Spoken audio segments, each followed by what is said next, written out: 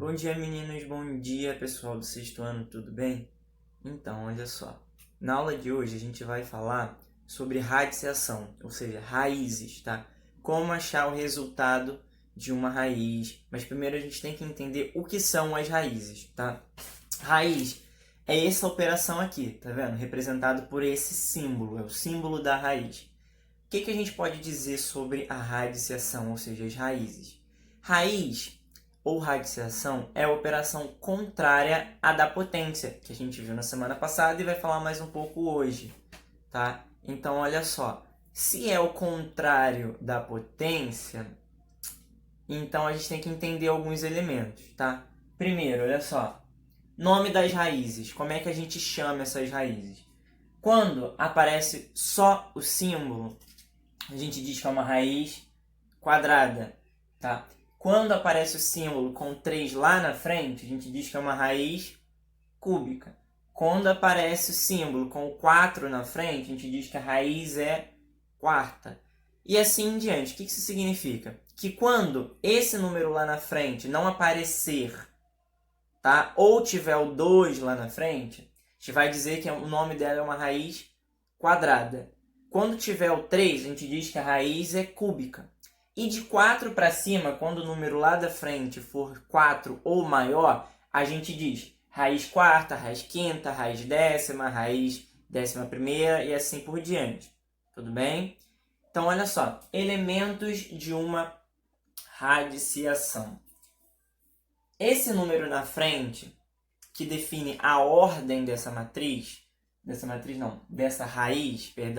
a ordem desta raiz é chamado de índice. Nesse exemplo, o índice dessa raiz é 3, o que faz ela ser uma raiz cúbica, como a gente viu ali, tá? Se aqui o índice fosse 2, ou não aparecesse nada, a gente diria que é uma raiz quadrada, e assim por diante, tá? O número de dentro a gente chama de radicando, e o resultado que a gente chama propriamente da raiz. Tudo bem até aí? Então, pessoal, voltando e continuando. Uma vez que a gente viu o que são as raízes, quais são os nomes que elas podem ter, e vimos também sobre os elementos que compõem a raiz, índice, radicando e o resultado da raiz, vamos pensar como é que a gente pode descobrir o valor de raízes, tá? Olha só, temos aqui uma forma de pensar. A gente viu que a raiz ela é o contrário da potência, tá? Então vamos pensar assim, olha só. Aqui eu tenho raiz quadrada de 9 é 3.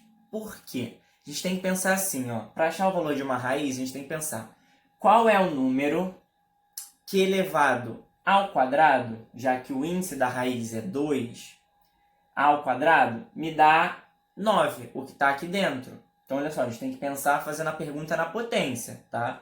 Então, olha só, raiz quadrada de 9 é quanto? A gente pensa assim, qual é o número que elevado ao quadrado vai dar 9? Pela potência, a gente vê que o número que elevado ao quadrado dá 9 é o 3. Então, a gente pensa o seguinte, qual é a raiz quadrada do 9? Quem é esse número que elevado ao quadrado dá 9? O 3. Então, a raiz quadrada do 9 é o 3. Tudo bem? Seguindo o exemplo, letra B. Raiz quadrada de 64 é 8. Por quê? A gente pergunta, qual é o número que elevado ao quadrado dá 64? Aí a gente pensa na potência. 8 elevado ao quadrado dá 64. Então, o número que elevado ao quadrado dá 64 é 8. Logo, raiz quadrada de 64 é o 8. Tá bom? Aqui na letra C a gente vê uma raiz cúbica. Tá? Aí vai pensar do mesmo jeito. Qual é o número que elevado ao cubo dá 8? A gente pensa lá da potência. 2 elevado ao cubo dá 8.